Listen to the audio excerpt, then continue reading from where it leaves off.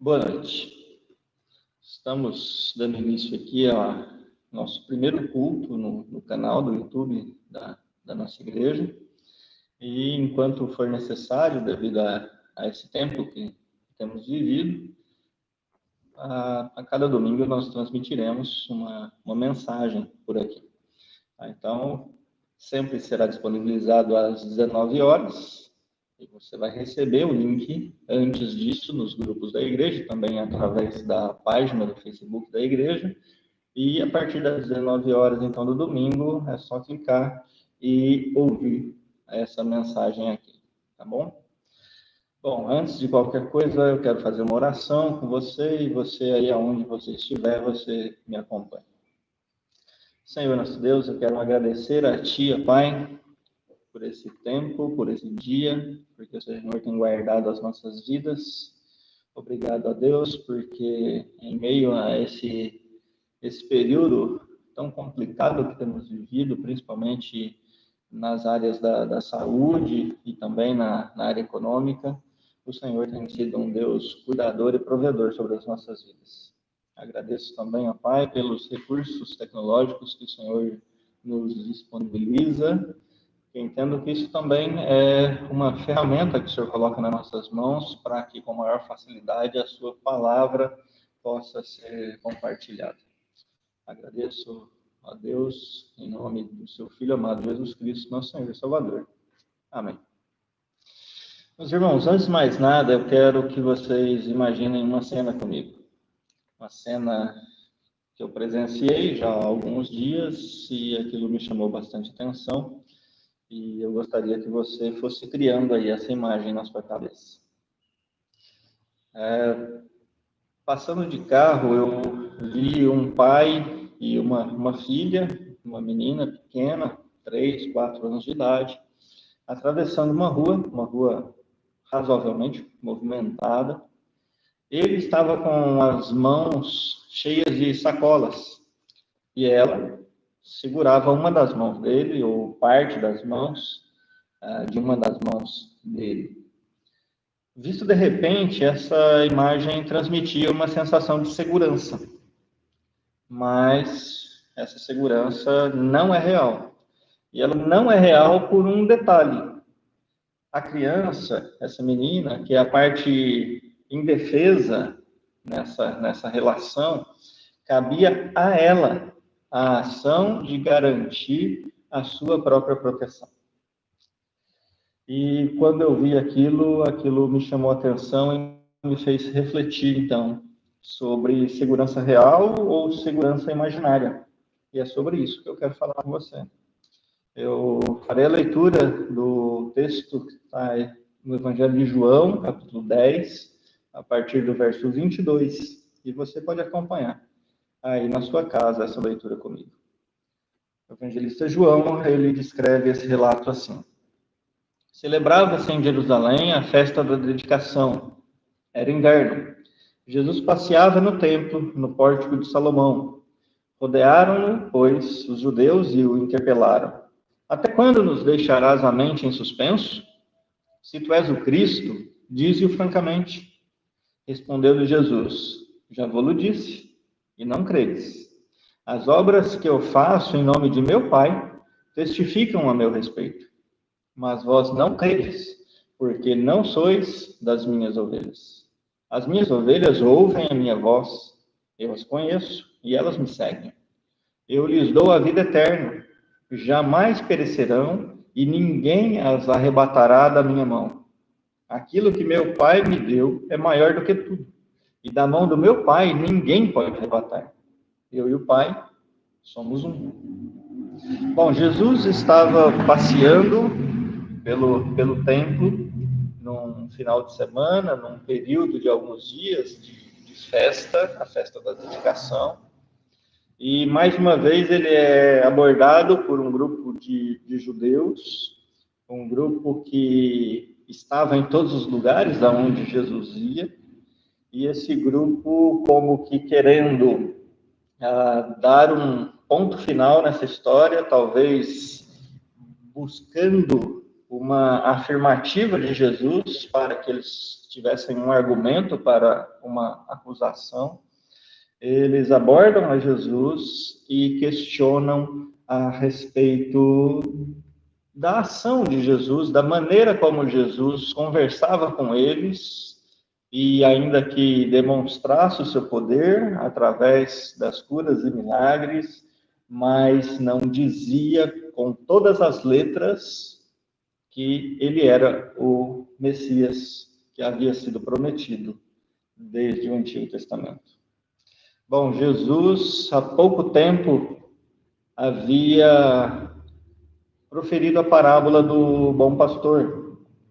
E os judeus sabiam muito bem que a parábola do bom pastor falava a respeito do relacionamento de Deus com o povo de Israel. E Jesus retoma essa imagem para responder a esse grupo que estava o questionando. E é sobre essa resposta de Jesus que eu quero que você pense um pouquinho. Nós podemos observar aqui dois aspectos do relacionamento entre pastor e ovelhas. E a primeira delas, o primeiro desses dois aspectos, diz respeito às características que Jesus usa para descrever as suas ovelhas. No verso 26, melhor, no verso 27, Jesus diz assim: as minhas ovelhas ouvem a minha voz, e elas me seguem. Bom, o que Jesus está dizendo é que aqueles que são parte do rebanho do bom pastor, aqueles que são verdadeiramente ovelhas do bom pastor, ouvem a sua voz, reconhecem a sua voz, e por isso seguem a essa voz. Bom, antes de mais nada, é preciso que as ovelhas discernam a voz. Antes de mais nada, é preciso que os discípulos de Jesus, é preciso que nós, como discípulos de Jesus, aprendamos a discernir a voz do bom pastor. Principalmente num tempo em que são tantas vozes, tanta coisa é dita em nome de Deus, tantos evangelhos são pregados, tantas supostas verdades bíblicas são pregadas, tanta coisa é dita para confortar as pessoas ou para aumentar a autoestima das pessoas. Na verdade, o que nós ouvimos é um tremendo barulho, um emaranhado de vozes, mas é preciso que nós aprendamos, que nós nos dediquemos a cada vez mais a desenvolver essa tarefa de discernir a voz de Jesus. As ovelhas não simplesmente seguem o pastor porque o pastor se apresenta como pastor.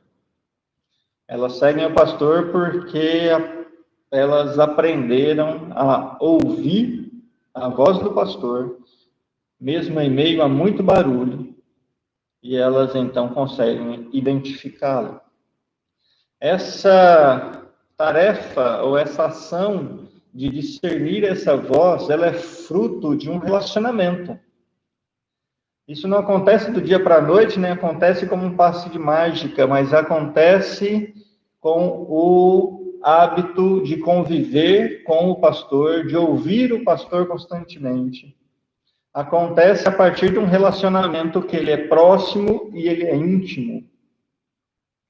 As ovelhas do bom pastor ouvem uma voz em meio a tantas vozes, mas por conta da sua convivência com o verdadeiro pastor, elas conseguem separar a voz verdadeira e identificar se no meio daquela confusão toda existe essa voz verdadeira, e então essa voz, agora familiar a elas, é a voz que deve ser confiada. E é a partir disso que surge então a confiança. Elas confiam nessa voz. Elas fazem o que essa voz lhes orienta a fazer. Isso também não acontece de qualquer forma. Isso acontece porque, ao longo do tempo, elas ouvindo essa voz, elas vão adquirindo a capacidade de confiar nessa voz. Então, o que nós temos aqui, descrito por Jesus, é que as ovelhas de Jesus, como ele mesmo diz, as minhas ovelhas, elas ouvem a minha voz e elas me seguem. Elas ouvem a minha voz em meio a uma multidão de vozes, mas pelo fato de ter relacionamento comigo, elas conseguem discernir a minha voz e elas respondem confiantemente à minha voz e por isso elas me obedecem. Essa deve ser a nossa dinâmica de relacionamento como ovelhas de Jesus, como discípulos de Jesus, em relação a Jesus, o bom pastor. Isso nos lembra o que o apóstolo João também escreveu no capítulo 8, verso 31. Ele diz assim: se vós permanecerdes na minha palavra, sois verdadeiramente meus discípulos. O verdadeiro discípulo, ele ouve a voz e ele segue a voz. Não é um conhecimento meramente formal, acadêmico, não é só de ouvir falar, mas é o de conviver, o de desenvolver essa capacidade de confiar a sua vida, os seus passos a essa voz. Elas ouvem, então, uma voz entre tantas vozes, elas reconhecem essa voz, elas confiam nessa voz, e por isso elas obedecem àquilo que essa voz orienta. E isso é completamente diferente, é completamente contrastante com aquilo que Jesus descreve no verso 26. Verso 26, ele diz assim: vocês não creem porque não são minhas ovelhas. Jesus estava sendo abordado por um grupo de judeus, que nós não sabemos exatamente quem eram esses judeus, talvez pessoas que estivessem em dúvida, talvez pessoas que estavam já com o seu julgamento formado, mas estavam questionando a Jesus para que Jesus respondesse algo que pudesse ser usado contra ele em um julgamento formal. Mas fato é que essas pessoas andavam atrás de Jesus, em todo lugar que Jesus ia, Jesus encontrava essas pessoas, elas tinham então um relacionamento de proximidade com Jesus, mas elas são incapazes de discernir a voz de Jesus, e por isso elas não confiam em Jesus. Não adianta simplesmente conhecer de ouvir falar. É necessário conhecer de conviver, e conviver a tal ponto que é possível confiar. Mas esse texto também nos ensina a respeito do pastor. E ele nos ensina que o pastor, o bom pastor, ele conhece as suas ovelhas. Não são simplesmente ovelhas, pessoas que se autoproclamam parte do rebanho. Elas podem caminhar com o rebanho, elas podem conviver com o rebanho, elas podem se alimentar junto com o rebanho, mas, de verdade, elas não fazem parte do rebanho. Assim como as pessoas podem frequentar as igrejas, as pessoas podem ouvir a palavra de Deus, mas o pastor sabe quem são as suas verdadeiras ovelhas, quem são aquelas que verdadeiramente fazem parte do rebanho. Por isso, no verso 27, ele diz: eu as conheço, eu sei quem são. Isso também nos ensina que ele sabe o que pensa, ele sabe como age, como reage, como sofre, quais são as lutas, com quais pecados você tem lutado, com quais pecados você não tem lutado. Ele sabe tanto de mim e de você, muito melhor do que eu sei de mim ou você sabe a respeito de você. Ele conhece o nosso interior de uma maneira excepcional. Jesus, o bom pastor, ele conhece as suas ovelhas e a essas ovelhas ele provê segurança. E não aquela segurança imaginária, aquela segurança daquela criança que se agarrava à mão do pai e que aparentemente estava segura, mas que poderia a qualquer momento soltar a sua mão e sair correndo pela rua e talvez ser atropelada. Mas ele provê uma segurança verdadeira. E essa segurança verdadeira está no fato de que quem segura a mão de quem é que o bom pastor tem as suas ovelhas seguras nas suas mãos. É ele quem segura. É ele quem nos segura pela mão. E não o contrário. Existe uma música antiga que dizia assim: segura na mão de Deus e vai. Ou uma expressão que frequentemente nós ouvimos, que diz mais ou menos assim: se agarre em Deus, se apegue em Deus. Ora, eu penso que nós precisamos optar por sermos segurados por Deus. Nós não somos capazes de nos segurar em Deus a ponto de experimentarmos uma segurança verdadeira. Isso é ilusório, isso é imaginário, isso acaba quando os problemas chegam, isso acaba quando na vida nós enfrentamos dificuldades. Nós nos assustamos e a primeira coisa que nós fazemos é soltar as mãos de Deus num ato de desespero. O contrário disso é termos as nossas vidas seguras por Ele. Não importa o tamanho da nossa dor, não importa o tamanho do nosso sofrimento, não importa o tamanho do nosso desespero, das nossas dúvidas, Ele continua segurando as nossas mãos. Aquela criança que atravessava a rua, se ela tivesse sendo segurada pelo seu pai, mesmo que ela quisesse atravessar a rua correndo, ele a impediria. Ele seguraria ainda mais forte e não a deixaria sair correndo rua fora. E isso é segurança de verdade. A sua segurança não está na quantidade de força que você é capaz de fazer para segurar a mão de Deus.